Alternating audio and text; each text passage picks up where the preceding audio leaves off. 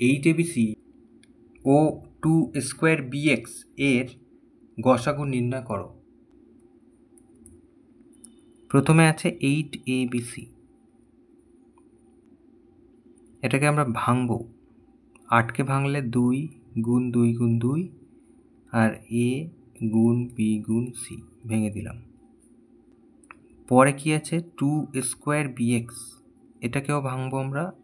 2 গুণ a গুণ a² মানে a গুণ a, b গুণ x। তাহলে অতএব গসাগু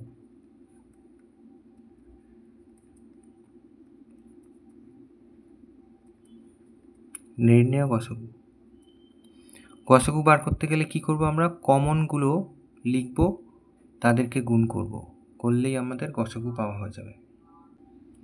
তাহলে এই একটা 2 একটা 2 কমন আছে, তাহলে একটা 2 লিখব। এই একটা a আর এই একটা a কমন আছে, একটা a লিখব। আর এই একটা b আর এই একটা b কমন আছে, তাহলে একটা b লিখব। তাহলে এর মধ্যে আরও দুটো 2 ছিল, এদের মধ্যে নেই।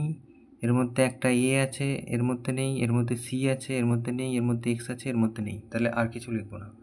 তাহলে এইটা হিসেব করলে পাচ্ছি 2ab, যেটা হচ্ছে নির্ণেয় গসাগু। এটা উত্তর।